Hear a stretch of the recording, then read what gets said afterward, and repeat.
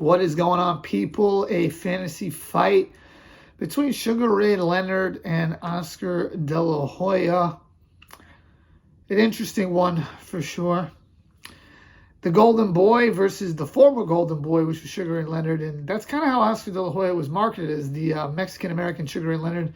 Obviously, Leonard being African-American. Both were very popular for very similar reasons. First and foremost, both Olympic gold medalists, both supreme talents.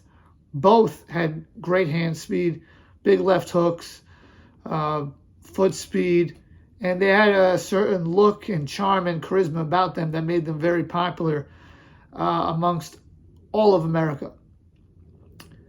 Leonard came right in after the Ali era. Oscar came in right after or really during, but a little bit after kind of the Mike Tyson era when that kind of fizzled out. I guess you could say the same about Leonard. He came in as the Ali era was fizzling out. So they both followed up some big-time heavyweights and took over as being the face of boxing, which was very rare because prior to Sugar Ray Leonard, the face of boxing was always a heavyweight.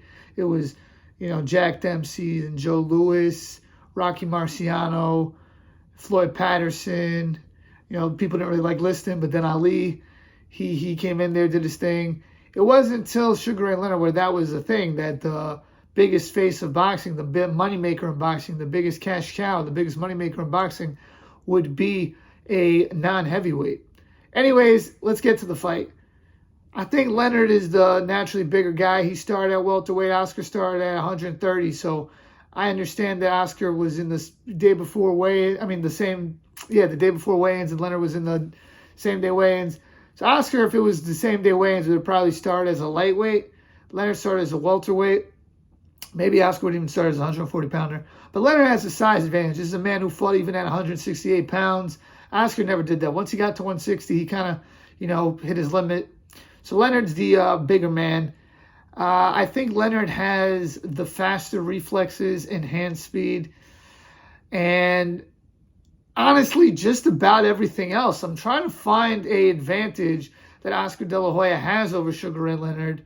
And I'm not trying to be disrespectful. I guess maybe you could say a more powerful left hook. I don't think it's faster, but maybe more one-punch KO power in the left hook. I think Leonard has a very big hand speed advantage. I think he has a bigger foot speed advantage.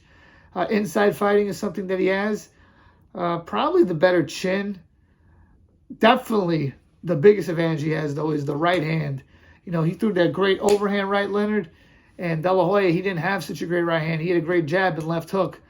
I guess if I had to give advantages to De La Hoya, it'd be the left hook and maybe the jab, but I don't even know about the jab because Leonard's jab was damn good. For me, I think that Leonard beats Oscar De La Hoya easily. I just think he's a bigger and better version of him. I think if it's a 12-round fight, he wins like 9-3-ish.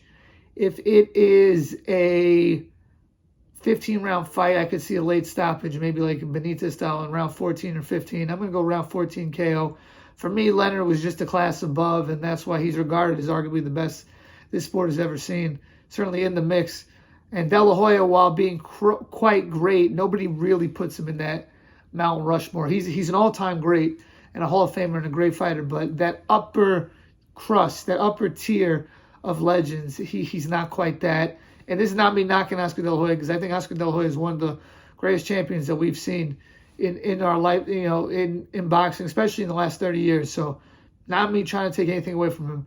I just think that Leonard is a bigger and better version of him. Bigger, better, and faster version of Oscar De La Hoya. Let me know what you guys think. Please like, share, comment, subscribe, and check out my other fantasy fight videos. Peace.